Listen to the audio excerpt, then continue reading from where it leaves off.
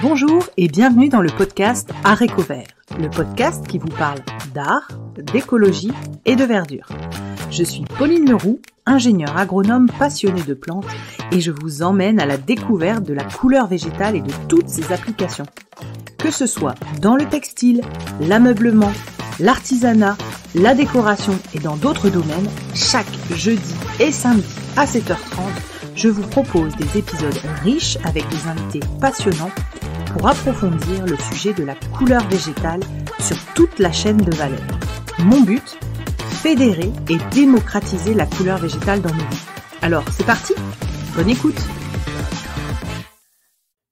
Donc bonjour à tous, je suis ravie d'accueillir sur le podcast Marie Marquet, ou plutôt de réaccueillir Marie Marquet. Bonjour Marie. Bonjour Pauline. Alors donc avec Marie, quand on a travaillé l'épisode 21 qui est sorti, on a fait un constat qui était qu'il y a un lien très important entre la couleur végétale et la fibre. Et donc j'ai voulu réinviter Marie pour qu'elle puisse témoigner par ses travaux de comment les traditions de teinture sont liées aux fibres et comment sans fibres naturelles, finalement, on n'a pas de couleur végétale. Et donc, j'aimerais bien, Marie, si tu veux bien te prêter à cet exercice, de nous parler largement des fibres, donc qu'elles soient animales ou végétales, et de ce lien avec la couleur. Et si tu veux bien, après, on fera des petits zooms sur chacune de ces fibres. Oui, super. Merci Pauline de proposer ça. Du coup, c'est vrai qu'effectivement, quand on travaille sur l'histoire de la couleur végétale, on ne peut pas exclure la question de qu'est-ce qu'on teint, la matière qui est support. Dans cette logique-là, on va avoir dans l'histoire textile vraiment des grandes lignées de pratiques qui sont liées, pardon, je suis un peu enrhumée, désolée, des grandes lignées de pratiques qui sont liées à des matières. C'est-à-dire qu'en fait, les traditions de teinture sont complètement relatives à qu'est-ce qu'on teint comme type de matière. Donc ça, c'est un peu la base pour réfléchir à tout ça.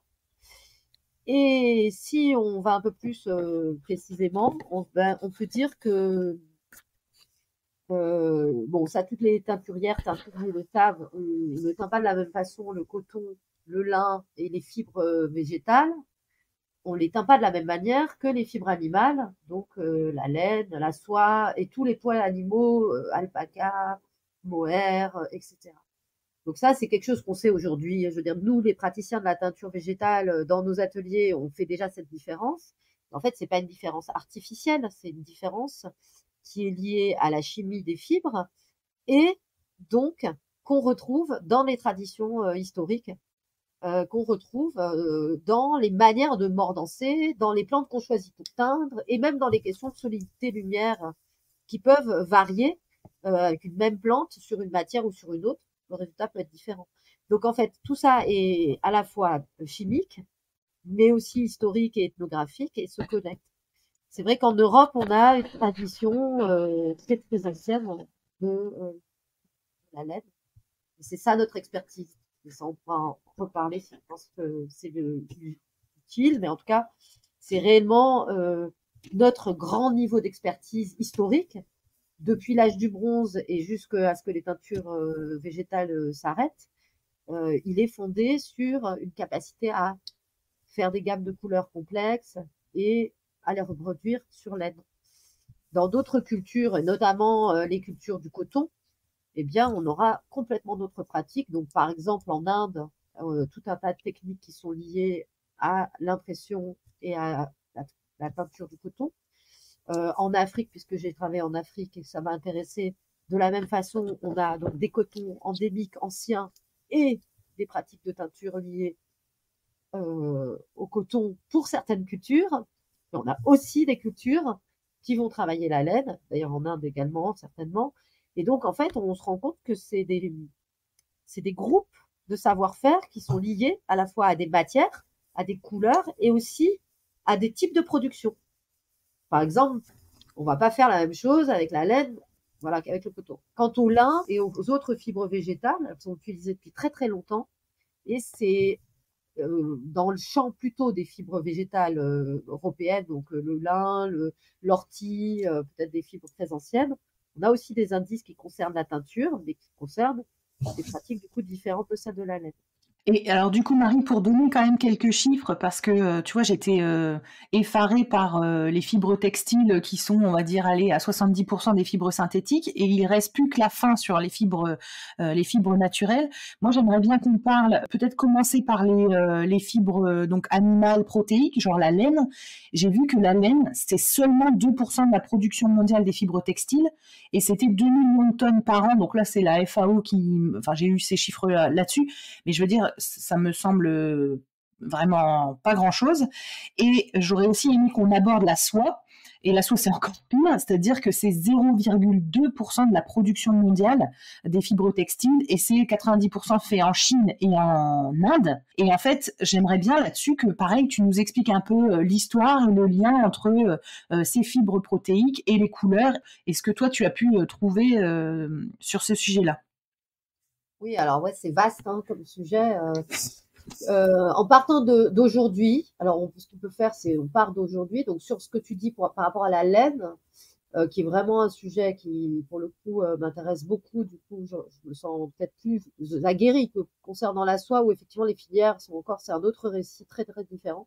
Mais concernant la laine, c'est clair que depuis une cinquantaine d'années, alors pour parler de la laine, si on regarde d'où vient la laine, donc on sait que la laine, elle est liée à l'élevage. Alors la grande question dont on ne va pas débattre parce que ce serait trop long, c'est de savoir est-ce que quand on a domestiqué les animaux, la toison était un enjeu. Est-ce que très rapidement on a voulu l'exploiter ou pas? En tout cas, tout au début, quand j'ai commencé moi mes études d'archéo, il était plutôt imaginé qu'on avait domestiqué les animaux seulement pour la viande. Mais plus ça va et plus j'ai l'impression que ce point de vue se nuance et que la question de la toison et de la laine comme ressource de fibres est devenue une ressource pour laquelle on pense que la domestication a quand même été une stratégie quoi, pour pouvoir garder des fibres animales. En tout cas, ce qui est sûr, c'est qu'à partir de l'âge du bronze, on produit on a des troupeaux et on produit de la laine. Et cette laine, on la tond et on la transforme et on la teint. Et donc, très tôt, on a valorisé en synergie avec l'élevage. Donc, on avait la viande, mais on avait aussi le fromage, etc. On a valorisé la laine. Et ça a été un produit, au départ, synergique de l'élevage, qui n'était pas un produit secondaire, mais qui était vraiment un produit principal. C'était tout aussi important, voire même, suivant les périodes, ça pouvait être plus important que la viande, de récolter la laine. Notamment pourquoi? Parce que ce qu'on n'imagine pas du tout aujourd'hui, mais qui est quand même assez stratégique, c'est que jusqu'au 19e siècle, avant l'invention des chemins de fer, la viande, on la mangeait sur place. On n'allait pas la trimballer à l'autre bout du monde pour la vendre. Donc, le besoin en produits animaux, viande, lait, il devait couvrir une alimentation globalement locale. Alors bon, là, c'est un peu à gros traits, hein, on pourrait nuancer peut-être un peu de transport, tout ça, mais on reste sur des échelles assez limitées en transport. Par contre, la laine, elle peut faire un produit qui voyage dans toute la Méditerranée et qui va jusqu'à Constantinople, et ça a été le cas. Donc la laine, on l'a produite d'abord pour nos usages de vêtements, j'ai envie de dire personnels, enfin à échelle petite, mais très vite aussi comme un produit qui était le moyen de commercer avec d'autres régions et qui était en fait des produits avec beaucoup de valeur ajoutée. Donc le textile, en fait, pour l'Europe ancienne et notamment pour la période médiévale, mais ça commence bien plus tôt, hein, on pourrait parler des Gaulois, des Romains, mais on ne va pas aller trop loin. Mais la laine et les tissus de laine sont dès le départ, pour l'Europe médiévale, le centre des enjeux économiques. En fait, c'est pas du tout un petit sujet ni un petit marché. Et en ça, il y a un lien avec la teinture végétale. C'est que je pense qu'aujourd'hui, enfin maintenant, il y a eu beaucoup de chercheurs, donc bien sûr que les gens qui s'intéressent au sujet le savent, mais la majorité des gens n'envisagent pas la question de la couleur comme un énorme enjeu économique. Or, pendant toute cette période de l'usage des colorants végétaux en lien avec le commerce textile, bien entendu que la couleur végétale était un enjeu central. La capacité à reproduire des couleurs, à garder des gammes de couleurs qui plaisent à la clientèle très éloignée parfois qu'on avait, était un sujet. Donc tout ça, ça montre que la capacité à atteindre en relation avec cette ressource laine dont on parle pour l'instant, ont été très très liés et très intrinsèquement un enjeu pour des questions économiques à la fois très locales, mais aussi très vite pour des marchés qui se sont étirés à échelle d'abord de la Méditerranée et ensuite mondiale. Juste pour rebondir là-dessus, Marie, il y a justement là, je suis en train de lire le livre de Dominique Cardon, Les 157 couleurs de Paul Gou, avec les teinturiers qui expliquaient l'enjeu justement de ces ressources colorantes, etc. Et il y a le livre, ça me fait penser à ce que tu viens de dire, je crois que c'est Gustave Euzet qui parle des plantes industrielles et en fait qui remet quelque chose qu'on a toutes zappé, je pense, tous et tous zappé, c'est que les plantes avant, c'était vraiment lié à l'industrie textile. Il y en avait plein partout, beaucoup de main-d'œuvre, etc. Et en fait, c'est vrai ce que tu dis, c'est que là, aujourd'hui, on a l'impression qu'en fait, c'est des petites exploitations, des petits jardiniers, des petits. Alors qu'avant, on a été capable de le faire à extrêmement grande échelle. Et ça, je trouve que c'est important d'en reparler parce que ça a existé, ça n'existe plus et c'est en train de revenir. Mais je suis assez surprise de me dire que, bah, tu vois, pour rebondir avec le sujet dont on parlait précédemment, en fait, c'est comme si ce savoir-faire-là, il s'était complètement perdu sur la culture des plantes tinctoriales pour le textile.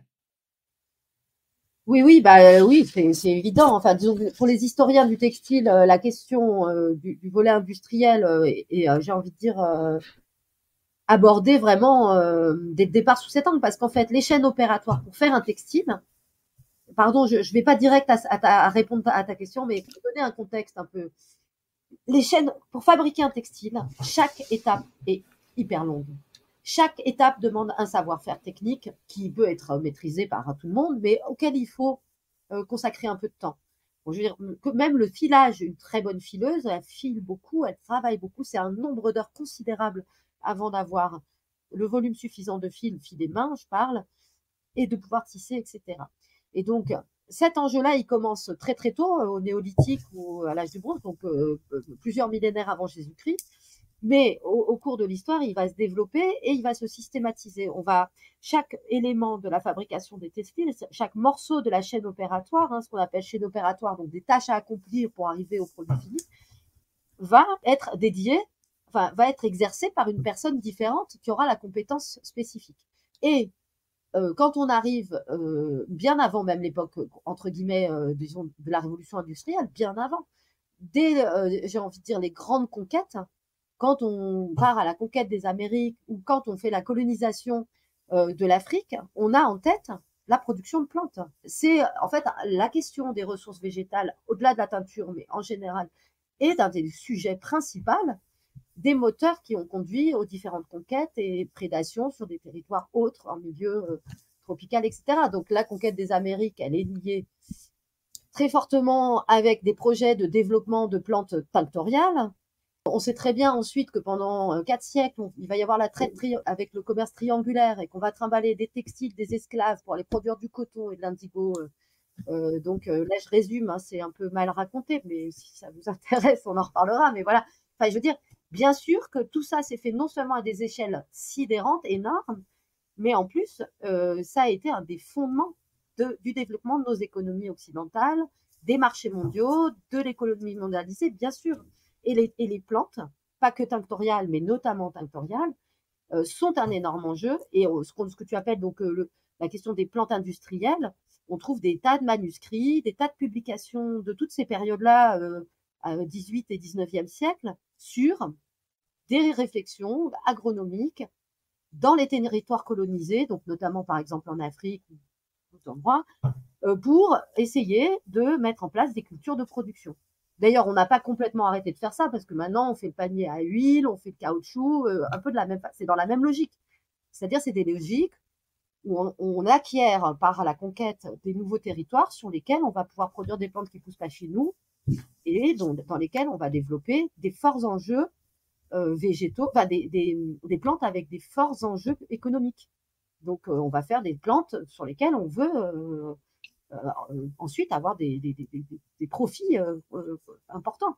Parce que la mise en œuvre de toutes ces cultures est dans un système de marché à très grande échelle. En fait. Et donc, le textile, c'est ça. En fait, l'histoire textile, pour moi, enfin, moi, ce qui m'intéresse personnellement dans l'histoire textile et dans la teinture végétale, en l'occurrence aussi, d'un point de vue historique, c'est d'observer la complexité de toutes les transformations et la mondialisation des marchés très tôt et tout l'enjeu de conquête et de colonisation et d'esclavage, en fait, tout ce qui s'est joué et qui se joue encore aujourd'hui d'une certaine manière différente autour de ces ressources précieuses, extrêmement précieuses. Je crois qu'on a notre principal problème aujourd'hui, pour comprendre tout ça, c'est qu'on a perdu l'idée de la valeur du textile à cause de ce que tu expliquais tout au début. C'est-à-dire cette production exponentielle de fibres dont on ne sait plus ce que c'est, synthétique, de synthèse et jetable dans les 3 semaines parce que c'est pas très solide. En Europe, on travaille la laine pendant toute notre histoire et à la révolution industrielle, on va avoir encore une valorisation de la laine dans des grandes industries. Donc, on va mécaniser. Bon, il y a tout un truc qu'on pourrait raconter, on passe. Mais en tout cas, on valorise la laine et en tout cas, notre production lainière, elle a de la valeur sur les marchés. Mais à partir du moment où, alors moi, je l'observe sur mon petit territoire rural et de production, où il y a beaucoup de production bovine, à partir du moment où le train permet la vente de la viande, donc on revient à ce que j'expliquais tout au début, effectivement, alors c'est peut-être pas le cas partout, parce qu'il y a des régions qui vont se spécialiser quand même dans une continuité de la production lainière, etc. Mais disons que justement, c'est des régions qui vont se spécialiser et d'autres petites régions où il y avait une petite production, mais finalement, elle est abandonnée progressivement au profit de fibres qui ne sont pas produites sur place, par exemple le coton, pour des petites industries, voire même au profit de l'élevage devient surtout un espace de production de viande. C'était là que je voulais en venir. Alors après, tout ça est bien, bien complexe, donc on pourrait détailler différentes régions qui ont des histoires différentes. Mais ce qui est intéressant de retenir, c'est que nous, en France, depuis les années 60, on a une politique agricole qui nous a conduit à abandonner la laine. La laine est classée dans les déchets. À partir de ce moment-là, on n'a pas eu de logique de collectage des toisons. On n'a plus eu de pratique par les éleveurs de valorisation de la laine, puisqu'en fait, c'était une ressource qui n'avait plus de valeur et que même payer le prix de la tonte quand on est éleveur, c'est un coût, c'est une charge parce que les brebis doivent être tondues, elles ne peuvent pas rester sans tonte plus d'un an. Enfin, c'est une nécessité hygiénique. Donc, le coût de la tonte n'est même pas payé par le prix de vente des toisons en vrac. Donc ça, c'est un vrai enjeu pour 2 raisons. D'abord, ça veut dire que les éleveurs, ils ont un produit dans leur élevage qui est là, qui est le produit, on en a parlé l'autre fois dans le précédent podcast. Ce qui est dingue, c'est qu'en fait, cette production est là, elle existe. Alors, il y a des races améliorées, des races particulières qui vont produire très très peu de toison. Mais la grande majorité des races, même à viande, vont produire de la laine. Et donc, ce produit est là, il pousse tout seul. De toute façon, on l'a. Et en fait, on en est arrivé à une situation tellement ubuesque qu'en fait, il encombre. Il coûte de l'argent à l'éleveur, il n'est pas valorisé et il va avoir comme statut celui d'un déchet. Donc, en gros, il devrait être, s'il n'est pas vendu, brûlé comme les cornes et les pieds, enfin, comme les déchets du trou. Ça, c'est la situation globale. Après, de manière très parallèle et vaillante, il y a tout un tas de gens, depuis plus de 30 ans, qui travaillent à la valorisation de leur laine. Il y a notamment, et il faut vraiment citer, et à la limite, je pense peut-être ce serait l'occasion, si tu veux aller vraiment sur le sujet de la laine, donc indépendamment des teintures, il faut citer l'atelier Laine d'Europe, Marie-Thérèse Chopin, qui sont depuis plus de 30 ans actifs sur le fait de remonter des microfilières laine, d'encourager les éleveurs à valoriser leur laine et de leur permettre de trouver dans cette espèce de no man's land les outils pour transformer. Parce que le problème, c'est que même ceux qui ont déjà tondu, enfin même 2 kilos de laine, c'est déjà un gros volume. Donc quand on a 100 brebis, qu'on récolte 200 kilos par an, eh ben, il faut que ça tourne. Il faut savoir où les mettre, ces 200 kilos. Donc il faut les valoriser. Après, il y a la grosse légende que les laines sont pas toutes bonnes, qu'il y a des races sans intérêt et tout. En fait, c'est pas vrai. Chaque type de laine a une application différente. Il y a des laines, effectivement, pour de la layette, d'autres pour faire du tapis, d'autres pour faire de l'isolation. Enfin, il y a plein d'options. Mais toutes les laines peuvent potentiellement être valorisées. Et donc, c'est vrai que nous, on fait cette formation-là avec donc une éleveuse et puis Marie-Thérèse Chopin sur le sujet de la filière laine. Et c'est vrai que moi, mon idée, c'était aussi que si les éleveurs arrivent à transformer un peu leur laine, la valorisation par la teinture végétale ouvre des portes. Parce que c'est vrai que quand on produit que de la laine blanche, on est un peu limité en termes de commercialisation. Je parle de ça surtout pour dire qu'en fait, si les éleveurs doivent valoriser tout seuls leur laine, ils se rajoutent un poste de travail colossal. Ouais, ils le feront pas. Donc, il faut vraiment qu'à la fin, la laine ait une valeur, qu'elle soit belle, qu'elle soit bien filée. Et donc, il reste des outils industriels, souvent qui datent du 19e d'ailleurs, et qui sont encore fonctionnels. Il y en a qui ont été réhabilités il n'y a pas très longtemps. Et donc, toutes ces structures qui existaient, qui ont été un peu abandonnées et qui repartent maintenant, elles sont en train de vivre un espèce d'engorgement parce que tout d'un coup, tout le monde se dit, ah oui, je vais faire de la laine, etc. Mais maintenant, ce qu'il faut, c'est arriver à donner de la valeur pour que les éleveurs s'y retrouvent. C'est-à-dire que tout le travail que ça va représenter, pour l'instant, il est à leur charge. Ils sont aussi là pour payer les coûts de transfo. C'est eux qui payent sur un an, disons, ils récupèrent leur lot de laine et à chaque étape, ils doivent avoir la trésorerie pour faire laver, faire filer, etc. Donc pour l'instant, ce qui est important, disons, c'est de valoriser ceux qui ont déjà fait ça, le travail énorme que ça demande, et puis qu'il y ait des débouchés, des filières derrière.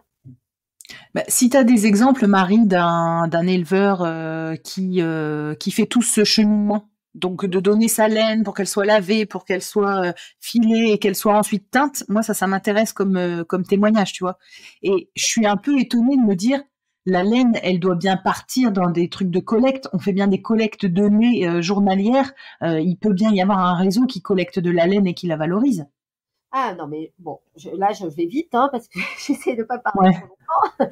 Mais effectivement, donc en fait, en gros, là ce dont je parlais, c'était la politique agricole a conduit à l'abandon de la laine et à son classement comme déchet en termes de national.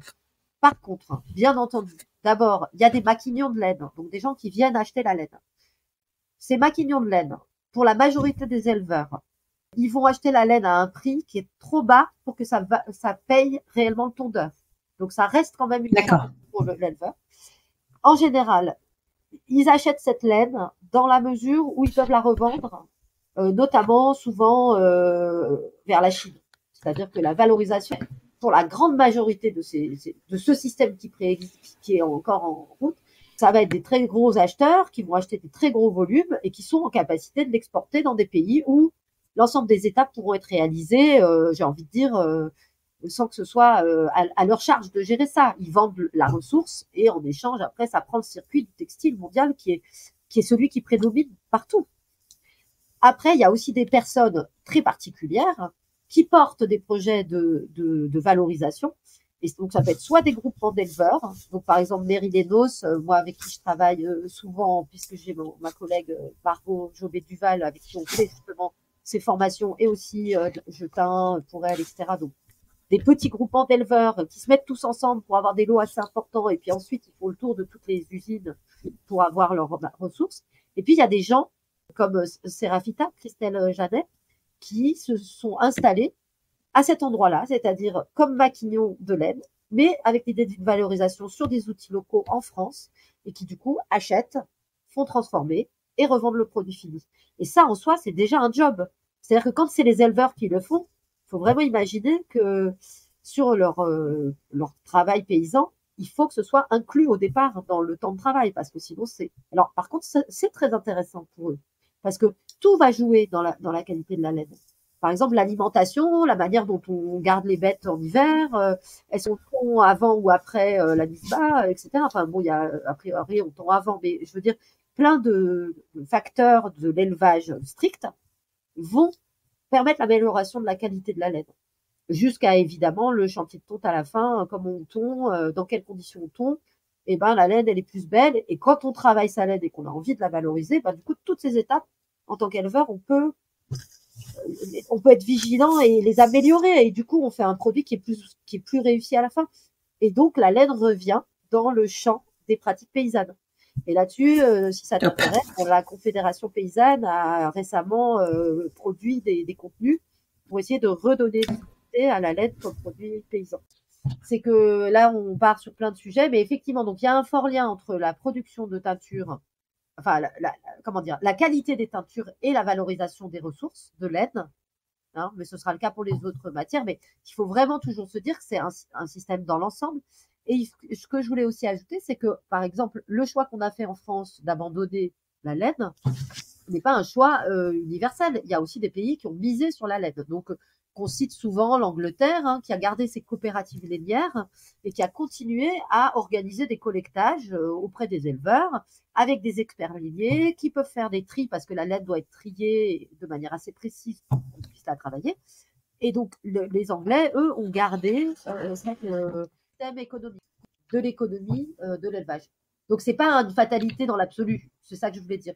Et par contre, c'est vrai que sur le renouveau, là, maintenant, personnellement, ce que j'ai envie de dire comme message, certes, il y a des choses très visibles qui sont en train de se projeter, mais moi, j'aimerais surtout qu'on s'intéresse à ceux qui portent ça depuis très longtemps. Il y a quand même beaucoup d'éleveurs grâce à qui, en fait, les outils qu'on avait se sont maintenus, et voilà, et que leur boulot, il a permis qu'aujourd'hui des gens s'y intéressent et qu'on envisage une autre échelle. Donc, je pense que c'est vers ce récit-là aussi qu'il faut se tourner. Donc maintenant, j'aimerais bien te questionner un petit peu ou voir un peu ce que tu peux nous raconter sur la soie. Ouais, la soie, bah évidemment, oui, là, ce que tu disais tout à l'heure, donc l'Asie, grande productrice et tout ça, c'est assez logique, hein, on fait plus de verre à soie en Europe depuis très longtemps. L'Asie, enfin, le ver à soie, qui est donc le Bombyx moris, c'est un insecte domestiqué, hein, donc au même titre que les brebis, c'est pas, on le retrouve pas tel quel dans la nature. Après, il y a des soies sauvages, il y a même des soies d'araignée, etc. Mais on va parler de la soie domestique. Donc domestiquée en Asie très anciennement, etc. On connaît l'histoire des routes de la soie, donc produit précieux qui arrive quand même très tôt. Dès l'époque romaine, on a des circulations de tissus en soie, etc. Ce qui est peut-être intéressant, c'est de rappeler qu'il y a quand même une histoire de la soie en France, puisqu'on a des régions entières, l'Ardèche, les Cévennes, ici la Drôme, voilà, où on a produit de la soie, fait élever les cocons dans ce qu'on appelait les magnaneries, fait des videts, et tout ça, ça a été ensuite la ressource pour la production, notamment par exemple, qui est très connu, donc les canuts de Lyon, hein, qui tissaient la soie. Donc on a quand même une période entre le XVIIe et la fin du XIXe où la soie est une ressource travaillée en milieu rural, dans des endroits où en fait les gens vont intégrer ça au cycle saisonnier du travail paysan. Donc l'élevage des vers demande quand même pas mal de boulot. C'est beaucoup les femmes qui font ce travail-là dans la ferme. Ces cocons produits peuvent être soit transformés sur place, soit envoyés vers des filatures. Pareil, il y a un récit très intéressant sur ce sujet-là, puisqu'en fait, notamment à partir du 19e, on va avoir des couvents-usines, qui sont donc des lieux où des très jeunes filles, à partir de 8 ans, sont au travail pour extraire la soie des cocons et ensuite en faire du fil, sous la gouvernance de sœurs. Ces sœurs qui encadrent le travail sont d'un ordre particulier, qui a cette vocation d'être à la fois des encadrantes morales et des encadrantes du travail.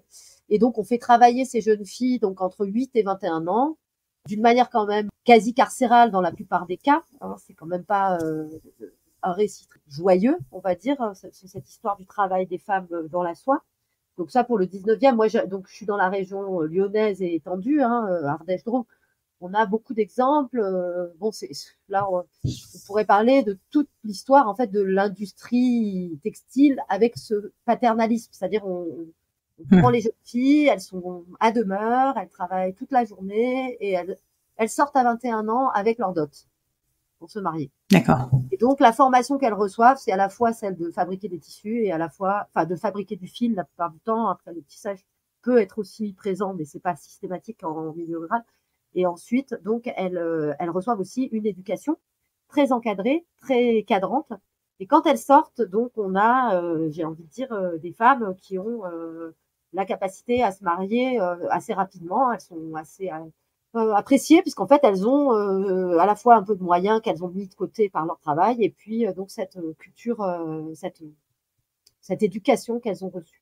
Et ça, c'est voilà, bon, là-dessus, il y a plein de trucs à lire. Enfin, voilà, mais c'est un sujet intéressant. Donc ça, c'est pour notre histoire à nous avec la soie. Ça s'arrête Bon, il y a plusieurs maladies de la soie dans le courant du 19e, entre 1860 et la fin du 19e. Il y a plusieurs maladies du verre qui entraînent des baisses de production et donc des problèmes économiques dans les régions où on a ces économies-là.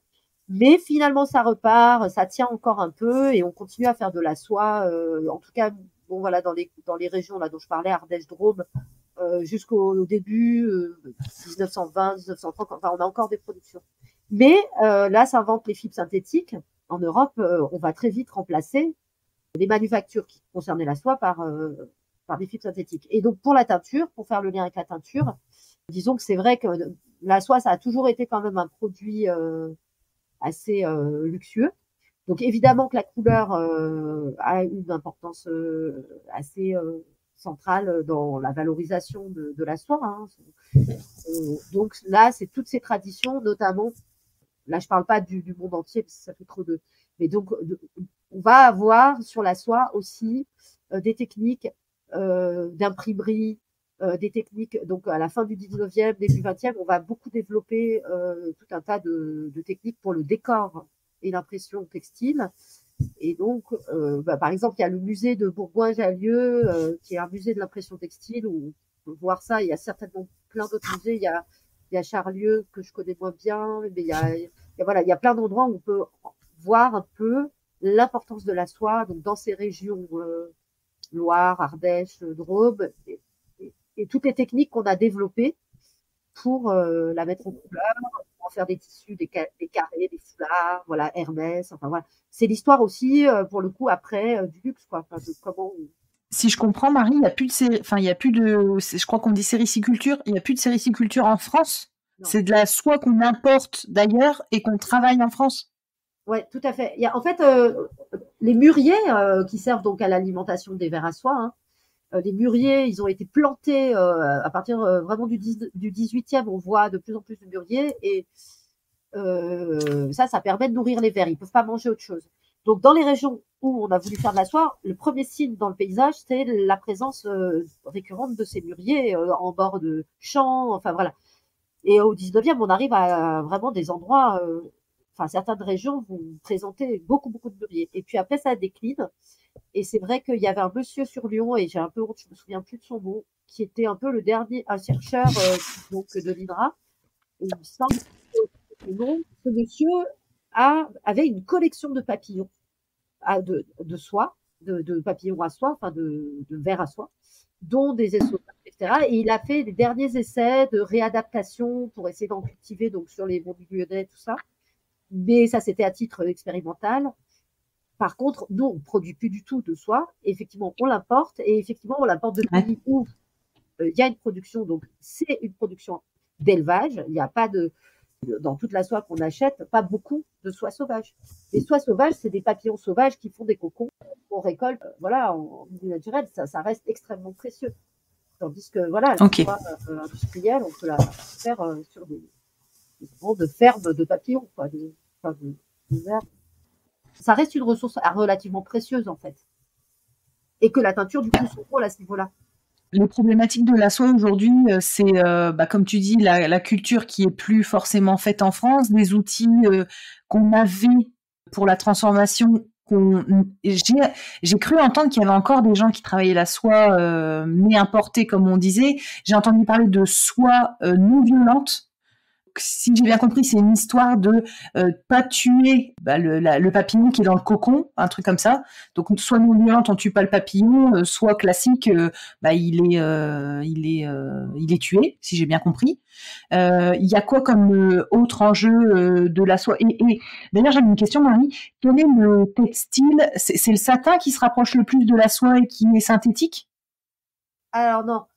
Le teint, en fait, c'est une technique qu'on appelle d'armure, c'est-à-dire, en fait, quand on tisse, la manière dont on croise les fils, ça s'appelle l'armure. Et le satin, c'est un motif, si tu veux, c'est une armure, quoi. C'est-à-dire, donc on peut faire des satins, effectivement, avec de la soie en général, parce que là, on est dans la vraie dénomination, elle correspond à une type de soie tissée d'une certaine façon, ça donne un satin. Mais d'accord.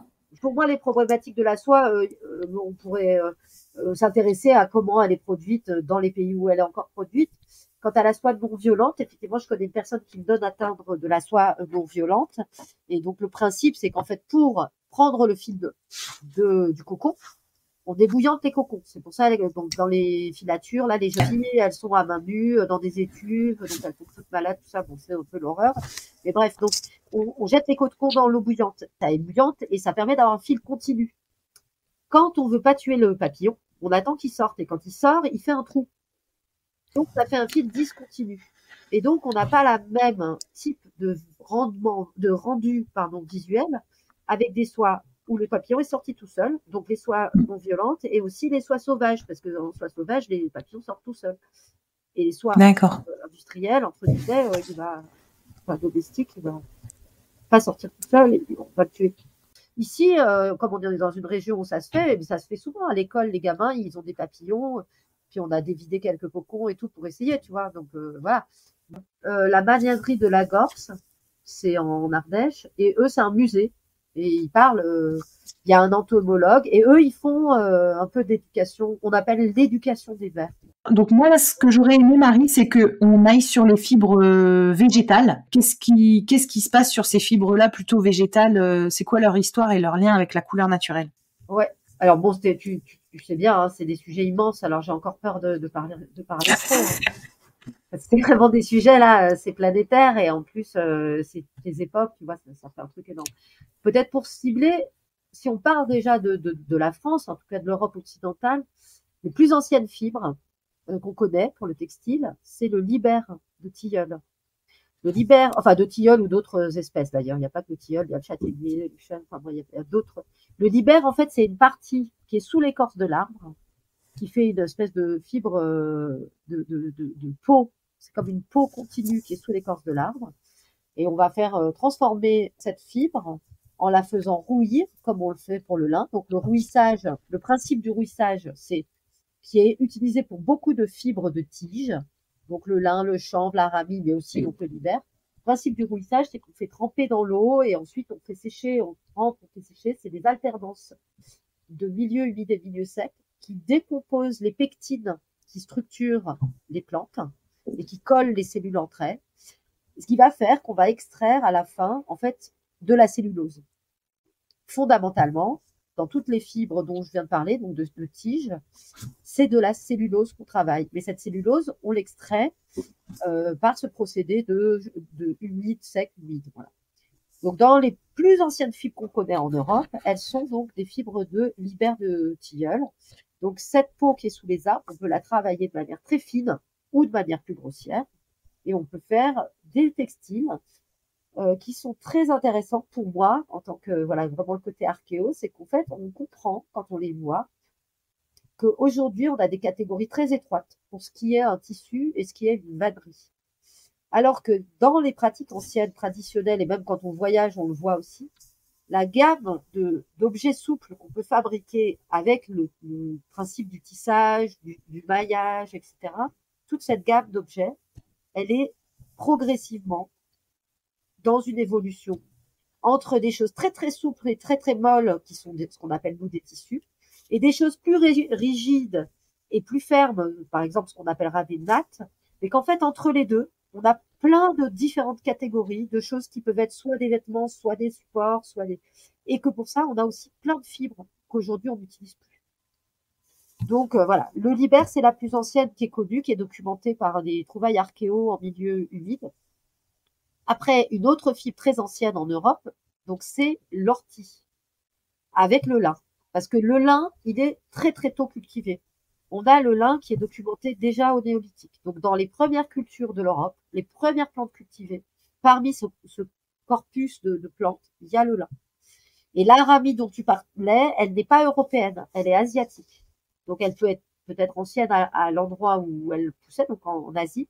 Mais à ma connaissance, il n'y a pas de trouvailles que j'ai documentées. Mais je me suis moins posé la question. Donc l'aramie, c'est une très belle fibre. Moi, je l'adore. Mais par contre, elle n'est pas archéologiquement documentée en Europe. Elle est peut-être dans son autre milieu qui est l'Asie. Et donc, nous, en Europe, on avait le libère, le lin, qu'on a cultivé très tôt. et qu'on a cultivé très longtemps, puisqu'en fait, on le cultive encore, et c'est une fibre qui est vraiment, j'ai envie de dire, très fortement dans notre culture, parce qu'en fait, le lin français reste une ressource importante pour la France sur le marché des fibres. On est les premiers à produire du lin. Donc, on a vraiment eu une histoire avec le lin. Donc, voilà. Et puis après, donc d'autres plantes plus, comme je disais, donc on a toute une gamme de plantes qui peuvent donner des fibres. On va pas détailler maintenant, mais juste pour l'évoquer, c'est vrai que l'ortie donne des fibres, le patoire chanvrerie donne des fibres, le genêt sparte donne des fibres. En fait, on peut trouver des histoires paysannes très localement de valorisation de fibres souples pour faire du fibre avec des espèces qu'on oublie complètement de citer aujourd'hui en général. Donc, c'est pour dire que notre connaissance du monde vivant, il s'est plutôt rétréci dans les pratiques industrielles dont on parlait tout à l'heure. C'est-à-dire que le fait de devoir mettre à grande échelle des productions entraîne des sélections d'espèces faciles à reproduire, de contextes, etc. Bref, plein de choses à dire. Et à la fin, bah, effectivement, on a moins d'options quoi, que quand on bricole tout seul dans un endroit où on bricole. Et donc, le lin en France, il est très, très important, très anciennement. Il est très bien documenté sur toutes nos périodes. Par contre, et j'ai fait récemment un boulot là-dessus parce que, enfin, voilà, on m'a demandé et j'étais très contente de faire ça. C'était très court, hein. J'ai pas encore fait une thèse sur le sujet, mais j'avoue que j'ai trouvé très passionnant l'étude. C'était de trouver la teinture du lin. Comment ça s'est passé? Et c'est vrai que si on va sur des tissus très anciens, que ce soit en Europe, donc occidentale ou même en Égypte, on voit des tissus qui se sont conservés ou alors des indices qui conduisent à penser que le lin est teint. Probablement par des techniques où en tout cas le lin n'est pas présent. Quelques analyses que j'ai vues, il n'est pas forcément présent. Pas forcément présent. Donc le lin est éteint. Néanmoins, les teinturières le savent bien, la teinture sur les fibres cellulosiques est très différente de ce qu'on fait sur l'aide. Donc, on pourra aussi noter que, par exemple, dans les tissus coptes, qui sont extrêmement ornementés, etc., toute la broderie, tous les motifs colorés sont en laine et la toile est en lin. Et ça, c'est ce parti pris technique de mettre la couleur en laine et de garder la toile en lin.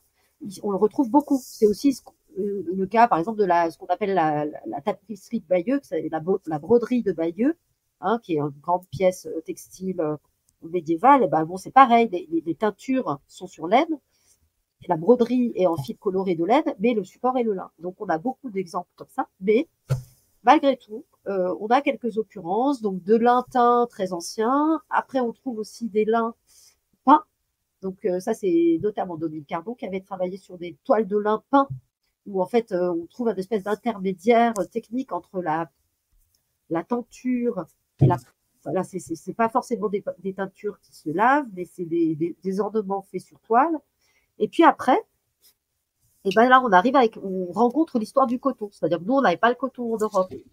Le coton, on le retrouve, il est endémique il y a plusieurs types de coton. Il y a des cotons africains, anciens. Il y a des cotons indiens. Et puis, il y a des cotons en Amérique, évidemment. Et en fait, ce coton que nous, on n'avait pas, on ne sait pas non plus le teindre. Mais quand on va découvrir ce que les Indiens, au cours de nos longs voyages, sont capables de faire en impression sur coton, on va devenir complètement fou. Leur contenu. C'est ce qu'on appelait les indiennes. Donc ces indiennes sont donc des tissus imprimés.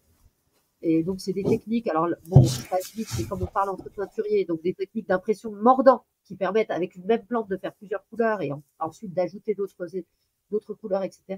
Donc ces techniques d'impression, elles permettent une ornementation du tissu. Donc on imprime avant teinture, ensuite on teint, la couleur monte de manière différenciée avec des gammes, etc. Donc ces techniques-là, on n'avait jamais pratiqué ça en Europe. C'est pas du tout notre bagage. D'ailleurs, c'est pas nos matières, c'est pas notre expertise.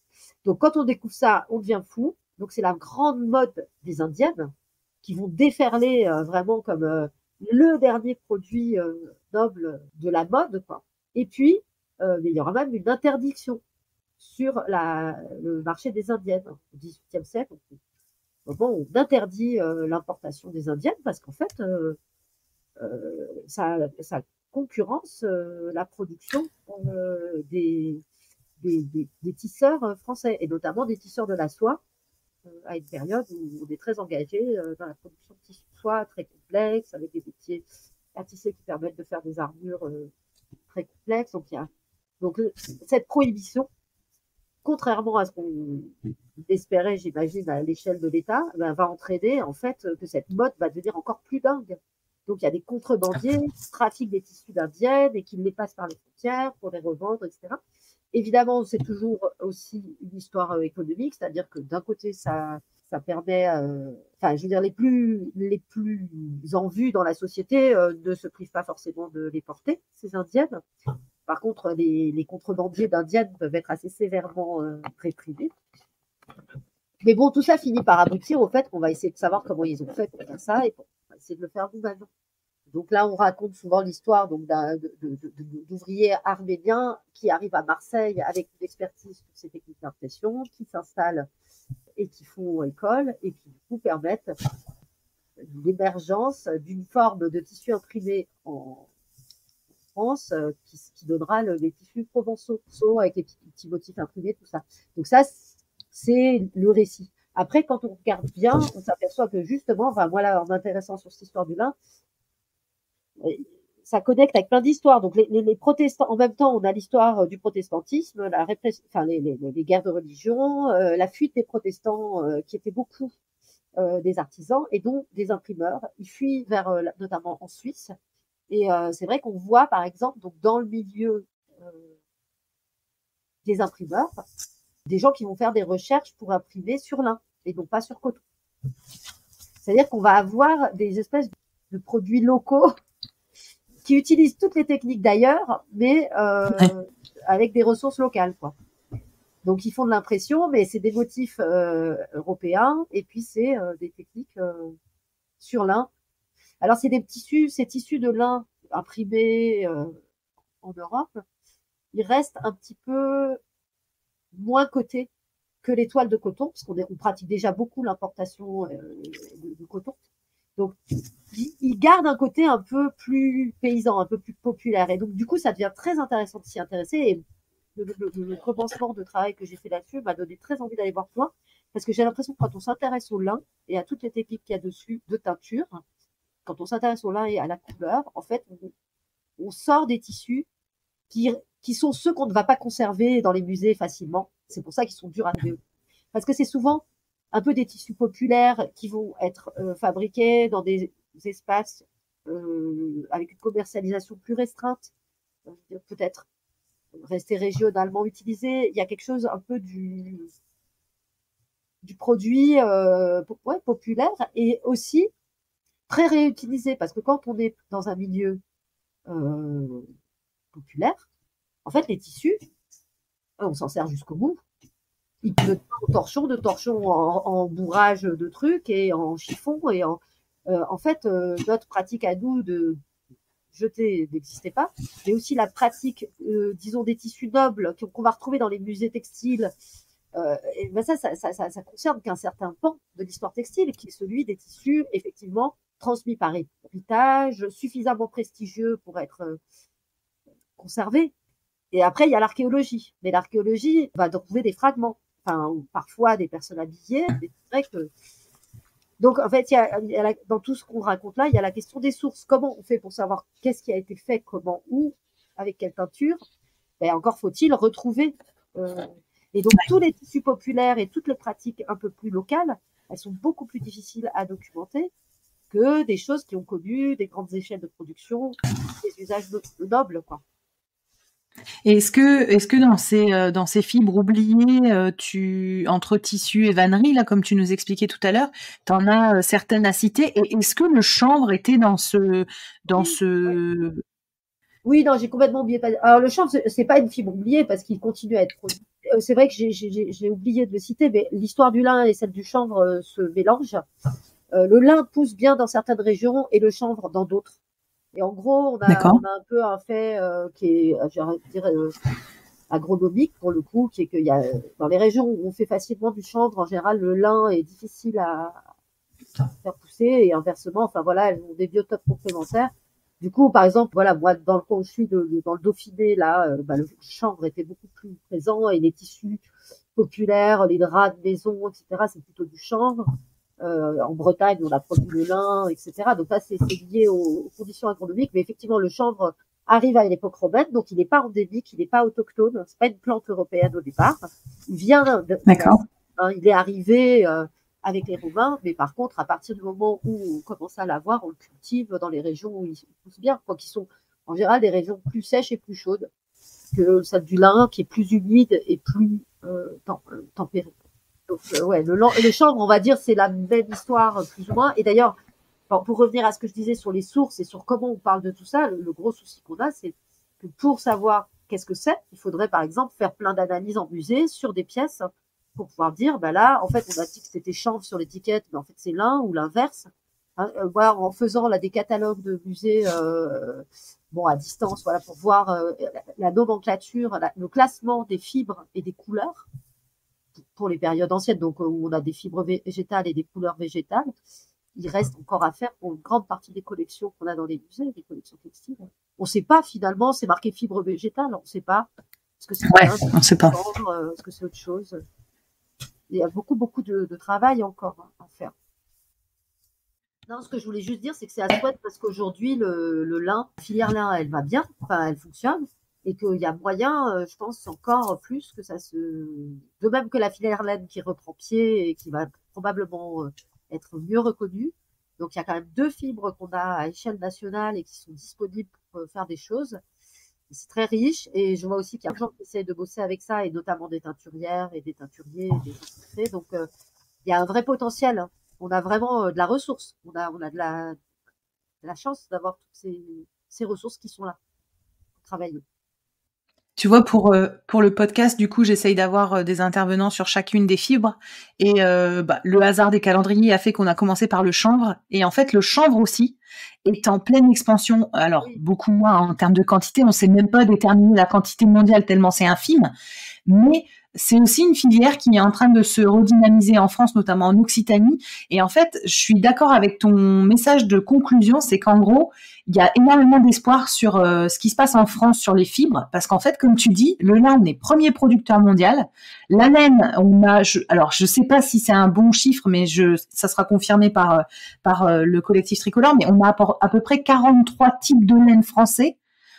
Qui font la richesse dans le sens la variété, le nombre de variétés différentes. Et on a cette filière chanvre aussi qui est en train de se redynamiser en s'inspirant de ce qui se passe sur le lin, parce que finalement elles sont quand même, comme tu dis, un peu voisines de machines et de procédés. Et j'ai entendu récemment la réintroduction du coton dans le Bordelais. Alors, c'est des quantités infimes, etc. Et c'est peut-être pas pertinent agronomiquement parlant, mais j'aimerais bien aussi entendre parler ces gens-là. Et comme tu dis, l'aramie, c'est pas du tout dans notre coin, donc ça n'a pas vocation à ce que j'en. Vas-y. Non, j'allais dire merci de rappeler le chanvre. Je sais pas pourquoi je l'oublie tellement, surtout que c'est plutôt ce qu'on a ici. Mais par contre, ce que je sais pour le chanvre, c'est qu'il y a un gros enjeu sur les outils aussi. Donc, je sais pas si vous en avez parlé avec les intervenants, mais il y a beaucoup de gens qui font du chanvre en fait, mais beaucoup sont limités sur la production de fibres parce que sur les techniques de récolte et la mécanisation, ils ont des vrais problèmes de coupe. Bref, on va pas rentrer dans les détails. En tout cas, on pourrait faire beaucoup plus de chanvre en fibres, alors que pour l'instant, il y a beaucoup de chanvre qui finalement part en isolation, donc en paille, juste pour des histoires d'outils, donc encore une histoire d'outils. Et sur l'aramie, je voulais préciser, c'était parce que historiquement, quand tu me disais les plus anciennes fibres, je voulais préciser que c'était une fibre asiatique, mais bien au contraire, elle pousse assez bien. Moi, j'en cultive et j'avoue que j'ai presque envie d'en faire plus parce que je trouve ça génial comme plante. J'adore ces fibres. Elle pose un seul problème sur les questions d'extraction pour faire quelque chose de vraiment bien fini et tout ça. Bon, elle est un petit peu contraignante. Moi, je travaille à la main, donc ça me gêne pas. J'ai pas de projet de production gros volume. Mais pour l'instant, son petit défaut de valorisation est lié à la manière dont on enlève dont on l'extrait, quoi. Mais par contre, c'est une fibre qui a aussi du potentiel. Et le coton, par contre, il m'étonne beaucoup. Donc, j'attends d'écouter ton émission pour en savoir plus. Je vous invite à me rejoindre sur ma page Instagram Arécovert, ARTECOVERT, pour y découvrir le nom des prochains invités. Je me permets de vous rappeler que la seule manière de soutenir ce podcast est de le noter et le commenter sur la plateforme d'écoute de votre choix. C'est ainsi qu'on arrivera à faire porter la voix de ces passionnés de la couleur végétale. Merci à tous!